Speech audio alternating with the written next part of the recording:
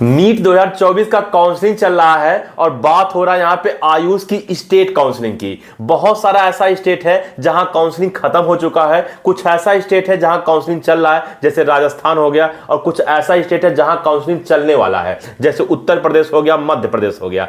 आज मैं स्पेशली मध्य प्रदेश के लिए वीडियो लेकर आया हूं और बात करूंगा कि आज कौन कौन सी डॉक्यूमेंट्स की जरूरत है जब आप रजिस्ट्रेशन करोगे और जब आप कॉलेज पा जाओगे, तो उसके बाद आप जब रिपोर्टिंग के लिए कॉलेज पे जाओगे तो उस जगह। तो आज रिक्वायर्ड डॉक्यूमेंट्स पे बात होगा। तो चलो स्टार्ट करते हैं आज का वीडियो और जानते हैं required documents for MP Ayush counselling. Hello students, मैं अनूप राय, मेरे YouTube channel spark up classes पर आप सभी लोगों का स्वागत है। तो स्टूडेंट्स, आप लोग स्टार्टिंग में तो सुन ही चुके होंगे कि मैं एमपी आयुष काउंसलिंग की बात कर रहा हूं और आज डॉक्यूमेंट्स पे बात होगा। खैर, इसके पहले मैं एमपी की जो शेड्यूल है और जो आपका उसका कट ऑफ है उस पर मैं वीडियो बना चुका हूं, जो कि आपको स्क्रीन पे दिख रहा होगा। तो आप ये वाली वीडियो देख सकते हो, जिससे आपको पता चल जाएगा कि कौन सा राउंड कब स्टार्ट होगा और कब तक चलेगा, और उन राउंड का रिजल्ट कब आएगा, रिपोर्टिंग के लिए आपको कॉलेज पे कब जाना है, पूरी शेड्यूल मैंने इसमें बताया है। तो आप इसको देख सकते हो। इस वाली वीडियो का लिंक हम वीडियो के लास्ट में और इस वीडियो के डिस्क्रिप्शन में दे देंगे, तो वहां से आप इसको देख सकते हो शेड्यूल। और साथ साथ आप ये भी जान सकते हो कि कैटेगरी वाइज, यानी कि अगर आप जनरल हो, ओबीसी हो, ईडब्ल्यूएस हो, किसी भी कैटेगरी में अगर आप बिलोंग करते हो तो आप जान सकते हो कि आपका कट ऑफ कितना जा सकता है। खैर, वो हम एक्सपेक्टेड कट ऑफ बताए हैं और कोई भी एक्सपेक्टेड कट ऑफ ही बता सकता है। आते हैं मुद्दे पर। मुद्दे की बात है डॉक्यूमेंट्स, यानी कि जब आप काउंसलिंग कराओगे, जो कि आपका 19 सितंबर से आपका काउंसलिंग चालू है, तो जब आप काउंसलिंग कराओगे तो काउंसलिंग के दौरान जब आप रजिस्ट्रेशन करोगे तो कौन कौन से डॉक्यूमेंट्स की जरूरत पड़ेगी। खैर, वहां पे कोई डॉक्यूमेंट्स ऑफलाइन नहीं लगेगा, ऑनलाइन लगेगा, और आपको डॉक्यूमेंट्स मतलब अपलोड करना होगा, लेकिन ऑफलाइन नहीं लगेगा। लेकिन जब आप कॉलेज आपको मिल जाएगा और जब आप कॉलेज पे एडमिशन के लिए जाओगे, यानी कि आप रिपोर्टिंग के लिए जाओगे, तो आपको डॉक्यूमेंट्स लेके जाना है। ओरिजिनल डॉक्यूमेंट्स भी लेके जाना है और साथ साथ आपको उसके 2 फोटोकॉपी भी लेके जाना है। और फोटोकॉपी आपका सेल्फ अटेस्टेड होना चाहिए, यानी कि उस फोटोकॉपी पे सिग्नेचर होना चाहिए आपका, ठीक है ना, जब आप रिपोर्टिंग के लिए जाओगे। तो आइए बात करते हैं जब काउंसलिंग की रजिस्ट्रेशन होगा तो उस समय क्या क्या जरूरत पड़ेगा। तो सबसे पहले बच्चों मैं आपको बता दूं कि क्लास 10th और क्लास 12th की जो मार्कशीट है उसमें जो आपके मार्क्स हैं वो मार्क्स आपको फिल करना पड़ेगा। क्योंकि मतलब जैसे मान लो फिजिक्स में आपने कितना नंबर पाया, आपने केमिस्ट्री में कितना नंबर पाया, जो भी आप सब्जेक्ट लिए हो, आपने बायो में कितना नंबर पाया, मतलब जो भी आपके सब्जेक्ट्स हैं उन सब्जेक्ट्स के मार्क्स आपको फिल करना पड़ेगा रजिस्ट्रेशन में। अच्छा, दूसरी बात यह है कि क्लास 10th और 12th की जब आप मतलब नंबर फिल कर दोगे तो आपको अपने जो नीट की रोल नंबर है वो नीट की रोल नंबर भी आपको फिल करना पड़ेगा। तीसरा, डोमिसाइल, यानी कि निवास प्रमाण पत्र आपको अपलोड करना पड़ेगा, क्योंकि ये आयुष काउंसलिंग चल रहा है, वो भी स्टेट वाइज चल रहा है, तो मतलब निवास प्रमाण पत्र बहुत मायने रखेगा। क्योंकि कैसे पता चलेगा कि आप मध्य प्रदेश से बिलोंग करते हो, तो आपको मतलब क्या बोलते हैं, निवास प्रमाण पत्र यानी कि डोमिसाइल आपको अपलोड करना पड़ेगा। उसके बाद आपको कास्ट सर्टिफिकेट आपको यह भी अपलोड करना पड़ेगा कि आप ओबीसी एनसीएल हो कि ईडब्ल्यूएस हो, जनरल का तो ऐसे लगता नहीं है, एससी हो एसटी हो, तो कास्ट सर्टिफिकेट भी आपको अपलोड करना पड़ेगा। क्योंकि कुछ सीट ऐसी होती है जो उनके मतलब क्या बोलते हैं, कास्ट के बेसिस पे मिलती है, ठीक है ना। तो जो कास्ट बेसिस पे मिलती है वो जान लो, मतलब उसमें के लिए तो बहुत ही जरूरी है, आपको उसमें मतलब प्रायोरिटी मिलेगा, आपको सीट मतलब क्या बोलते हैं कम मार्क्स पे भी आपको मिलने के चांसेस हैं, जैसे एससी हो एसटी हो। तो जब तक ये नहीं पता रहेगा कि आप किस कास्ट के हो तो कैसे वो मतलब वो जानेगा। नहीं तो अगर आप कास्ट सर्टिफिकेट नहीं अपलोड करोगे तो आपको जनरल कंसीडर करेगा, और जनरल का कट ऑफ बहुत हाई जाता है, तो कास्ट सर्टिफिकेट भी अपलोड करना पड़ेगा, जिससे आपका ही फायदा होगा। अगर आप एससी एसटी ओबीसी हो तो जनरल की अपेक्षा आपका फायदा ही है, क्योंकि जनरल का सबसे ज्यादा कट ऑफ जाता है।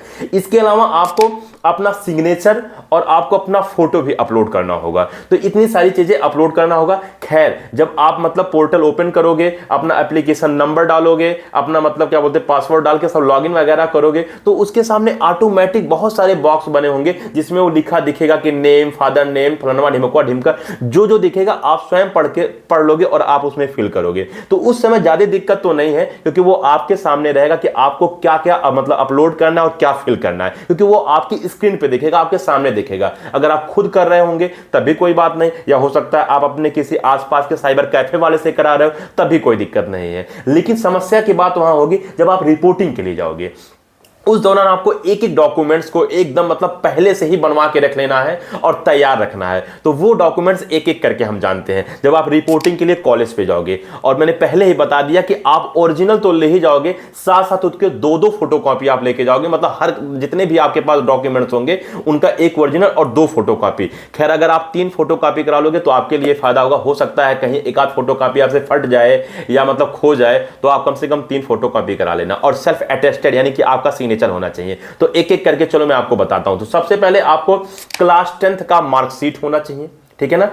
दूसरी बात, आपका क्लास 12th का मार्कशीट होना चाहिए, आपका कैरेक्टर सर्टिफिकेट होना चाहिए, आपका माइग्रेशन होना चाहिए, आपका ट्रांसफर सर्टिफिकेट होना चाहिए और आपका पासिंग सर्टिफिकेट होना चाहिए। ये 6 चीज मैंने अभी स्टार्टिंग में बता दिया। ये आपको जितने भी मैंने बताया, ये आप जहां से क्लास 12th पास आउट किए हो वहां से मिलेगा। हो सकता है आप क्लास 10th उस जगह ना पढ़े हो जहां आप क्लास 12th की पढ़ाई की हो, तो क्लास 10th की मार्कशीट को अगर निकाल दो तो बाकी जो 5 बचे, यानी कि मार्कशीट, आपका ट्रांसफर सर्टिफिकेट, माइग्रेशन, उसके बाद कैरेक्टर सर्टिफिकेट और पासिंग सर्टिफिकेट, ये पांचों आप क्लास 12th जहां से पास आउट किए हो वहां से मिलेगा। तो ये टोटल मतलब 6 हो गए, क्योंकि क्लास 10th का भी तो मार्कशीट आपको लेके जाना है, तो 6 हो गए।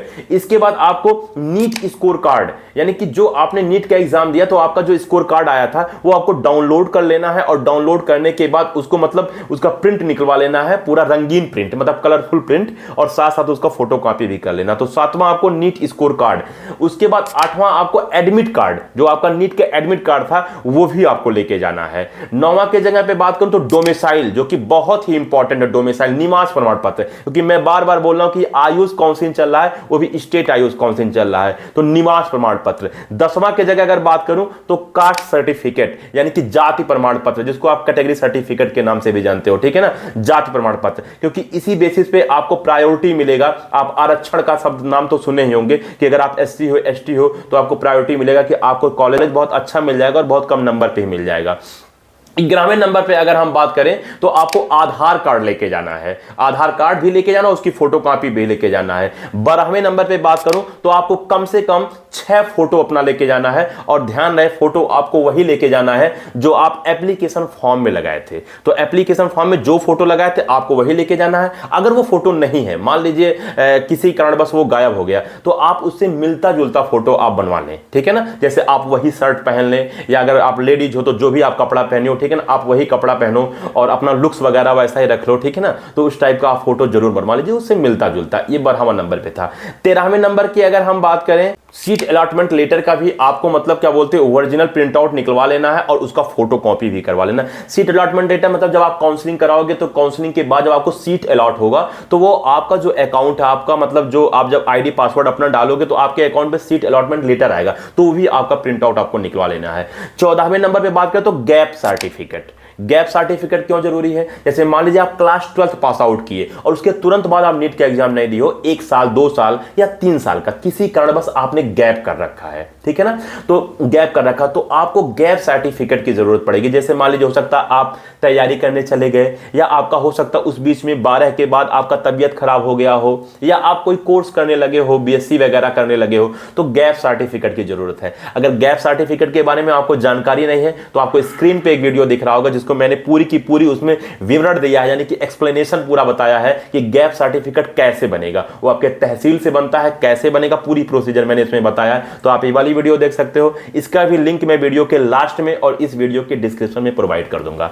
वही बात करें अगर हम नेक्स्ट, तो हमारा लगेगा मेडिकल सर्टिफिकेट, यानी कि क्योंकि मतलब जैसे आप एडमिशन करा रहे हो तो कहीं ऐसा तो नहीं कि आपको कोई बीमारी है, तो ये सब सारी चीजें चेकआउट किया जाता है, तो इसके लिए मेडिकल सर्टिफिकेट लगता है। अगर हम नेक्स्ट बात, एमपी आयुष रजिस्ट्रेशन फॉर्म, यानी कि जब आप रजिस्ट्रेशन करोगे तो उस समय जो फॉर्म होगा ना, वो फॉर्म का आपको प्रिंट आउट करके निकलवा लेना है, ठीक है ना। तो आपको एमपी आयुष रजिस्ट्रेशन फॉर्म भी लेके जाना है। और अगर इसके बाद नेक्स्ट की बात करें तो security money payment print out, जो आपने सिक्योरिटी मनी जमा किया है, क्योंकि रजिस्ट्रेशन के दौरान जो अगर आप गवर्नमेंट ले रहे हो तो आपका सिक्योरिटी मनी लगेगा, अगर आप प्राइवेट ले रहे हो तो आपको ज्यादा सिक्योरिटी मनी लगता है। तो आप जो सिक्योरिटी मनी दे रहे हो उसका भी प्रिंट आउट लेके आपको निकलवा लेना है, मतलब रख लेना है, और उसका प्रिंट आउट तो रखना ही रखना है। और साथ साथ मैं हमेशा बोल रहा हूं कि सभी का कम कम से कम 2 फोटोकॉपी आपके पास होना चाहिए।